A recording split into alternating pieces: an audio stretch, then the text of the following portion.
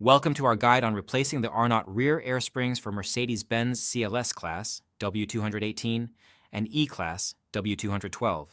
This video will help you safely and effectively replace the air springs in your vehicle.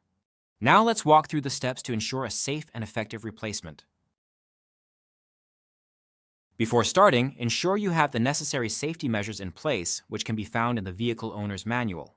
Lift and immobilize the vehicle properly and isolate any stored energy to prevent injuries or damage. First, raise the vehicle and remove the rear wheel to expose the rear air spring. This step is essential to access the air spring for removal and replacement. Locate and remove the airline fitting to deflate the rear air spring. Then remove the airline fitting from the air hose and discard it. Carefully pull down the top of the air spring to detach it from its upper mount retaining clip. Then pull up on the bottom of the air spring to separate it from the lower spring seat. Remove the rear air spring from the vehicle to complete the removal process.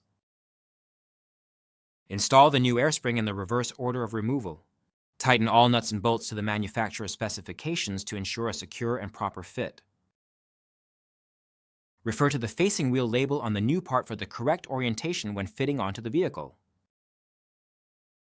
Thank you for following our guide on replacing the Arnott rear air springs.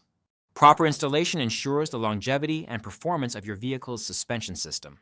Stay safe and happy repairing.